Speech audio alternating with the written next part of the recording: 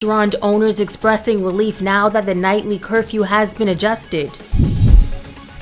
A $1 million investment officially opened in Freeport. And the governing Free National Movement ratifying 8 additional candidates, including 3 from Grand Bahama. The Bahamas Tonight, the Northern Edition, starts now. This is the Bahamas Tonight, Northern Edition.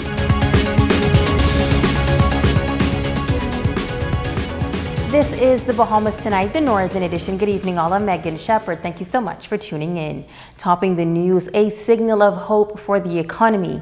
That's the view of some restaurant owners who are elated that the nightly curfew has been adjusted, giving them a bit more time to do business. As Atalia Hall tells us, these business owners are expecting a further adjustment in the weeks ahead.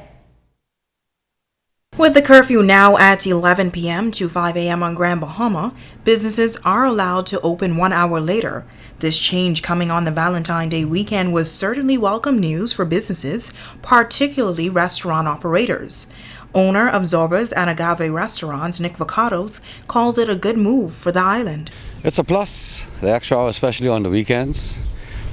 Should have been done a little bit sooner, my opinion, but just need more foot traffic into the marketplace, you know what I mean? And it's always a bonus. Extra hour, especially on weekends, it goes a long way. Owner of Fair Play Restaurant and Bar, Gary Semelford, is relieved. He says the new curfew gives him hope. It's good for the staff too. I get to put all my staff back with another hour. It might sound like a lot, but it is a lot for us, and it's a huge for us. So we just gotta keep doing what we're doing and can't lose focus, because the pandemic's still here. Because the numbers them still rise in the U.S., but we're so fortunately blessed here. So let's just keep it up, and it's good, and hopefully it'll open up some more. So let's just keep doing what we're doing. Over at Fans Bar, proprietor James Walker says the curfew has its share of pros and cons. Once we decide to adhere to the mandate, that the pandemic is still at large, what we try and do is keep everybody at a certain distance. I think it's good for business because it's going to allow persons to eat out late. It's a restaurant as well. And as for upstairs on the bay, General Manager Lisbeth Knowles is happy for the extra hour. We have an extra hour. We don't have to rush a guest, and we can now close the kitchen at 9:30 instead of 8:30, and the restaurant is now open till 10 instead of 9 o'clock. So it makes a big difference for us. Now, while business owners are grateful for the extra hour, Vacato says he would like to see the curfew extended to midnight. Cases that we don't have a tremendous amount of cases in Grand Bahama. You can see the numbers, 1, 2, and considering the rest of the world is going on lockdown, I think we've done a good job, flatten the curve, the second wave. We just still got to keep all precautions in place and just hope for the best. Atalia Hall, ZNS Network News. A $1 million investment project which started in 2017 but was halted in 2019 due to Hurricane Dorian officially opening this past weekend. Scores of well-wishers taking part in the dedication and appreciation ceremony of the Agora Marketplace located on East Mall Drive. Rumiko Knowles was there. You would have us to know that dreams does not die. The opening ceremony began with a special prayer by spiritual leader Rochelle Higgs. The Agora Marketplace is the new location of the meat market and several other businesses owned by Johnny Smith. The Minister of Agriculture and Marine Resources, the Honorable Michael Pintard, on hand to congratulate Smith, noting that over the years, Smith has been a pace setter creating opportunities for Grand Bahamians. The truth is, we are going through an extremely difficult time nationwide, globally. And when entrepreneurs show confidence in their country, in their community, by investing, it lifts the spirits of persons and it creates opportunities. And no matter how many programs any government or non-governmental agency put in place to help people, citizens would rather create sunshine for themselves through having job opportunities. The mother of 3 received high recommendation from local business owner Navarro Sanders, who says it has been an incredible journey filled with highs and lows. But he notes that Smith is a no retreat, no surrender kind of leader, calling her a force to be reckoned with. If she tells you I'm opening a business in 2 or 3 months, the doors will be open. She has done it all. Snack shop, takeout, beauty supply store, car rental, restaurant supply, t-shirt store, variety stores, and her first baby, her meat and market.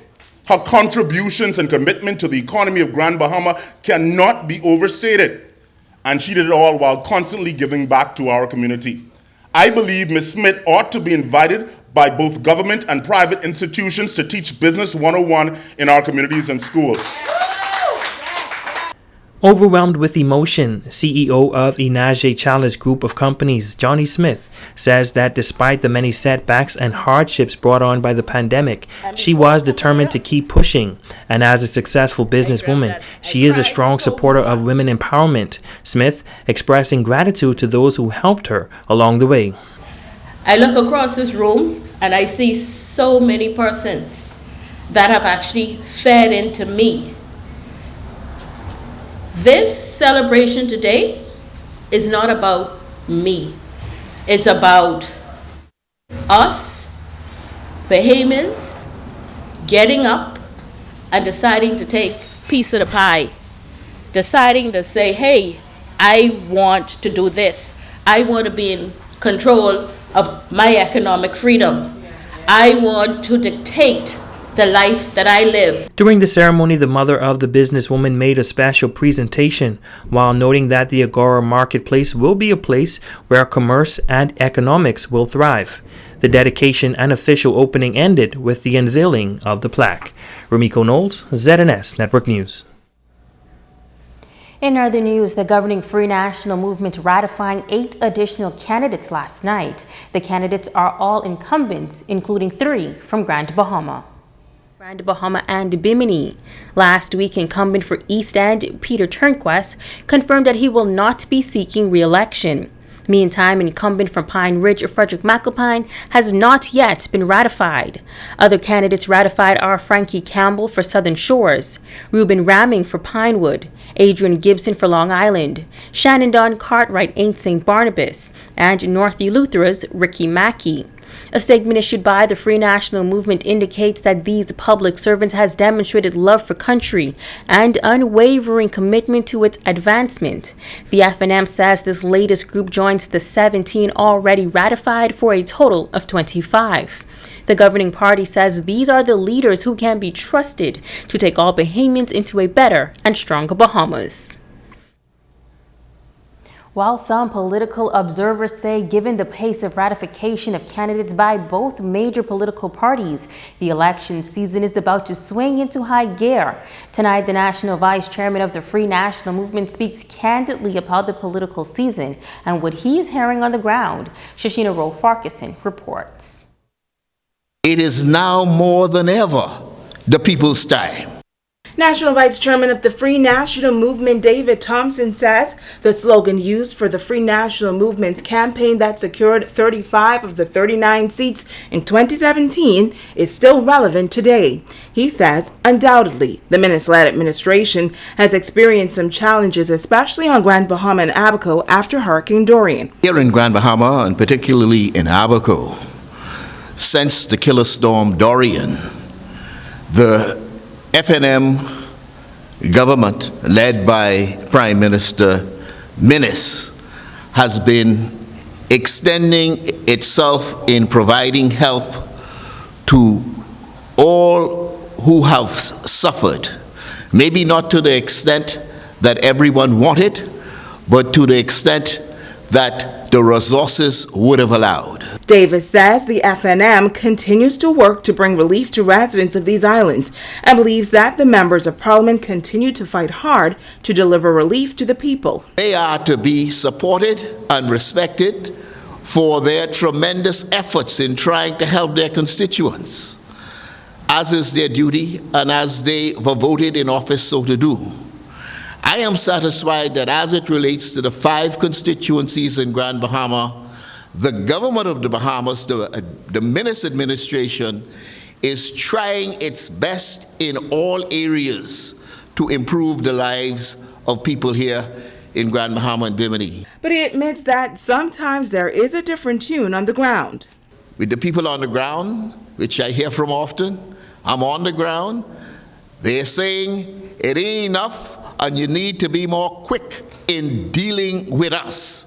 And so my message to my government is continue the hard work, work faster, work harder, work better, so that we could feel the relief sooner, bearing in mind that we do have the challenges of COVID, which is hampering our efforts in terms of finance. But he believes that it is important for F&Ms to pull together, even those who may not be too happy with the government at this time. In looking at the analysis of voters in Grand Bahama and Bimini, we in the F&M, we will lose seats if F&Ms who are disgruntled stay home and do not vote. If they come out to vote, then we have a better result. As it relates to them, we are reaching out to them as best we could. We are mobilizing our members of parliament. We are mobilizing those who are chairmen and executives of our associations. Shashina Rolf-Farquharson, ZNS Network News. The men's branch of the Progressive Liberal Party say they are doing their part to promote voter registration, particularly among the youth. Tonight, they say one lucky first-time voter will be the winner of a new vehicle. Here again is Shashina Rolf-Farquharson. A first-time voter on Grand Bahama will be the lucky winner of a new vehicle should they enter the Progressive Liberal Party's voter registration initiative. Member of the branch, Navarre Smith, along with National Vice Chairman Julian Sawyer, say that the rules are simple, and what is most important is knowing that you can still vote for the party of your choice. Those who get registered for the first time will be eligible to receive a car by way of having their name placed into a group with other first-time registrants.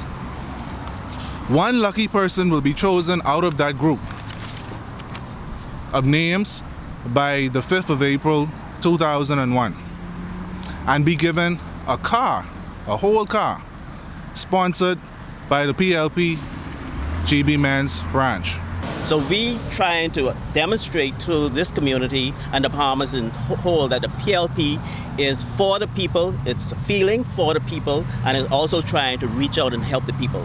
We're living up to our principles and philosophy of the PLP. Party supporter James Turner says this incentive is all about ensuring that the young people make their voices heard come Election Day. The fact is, as Navarre has said, it doesn't matter who you vote for at this time. This is about having the right to vote.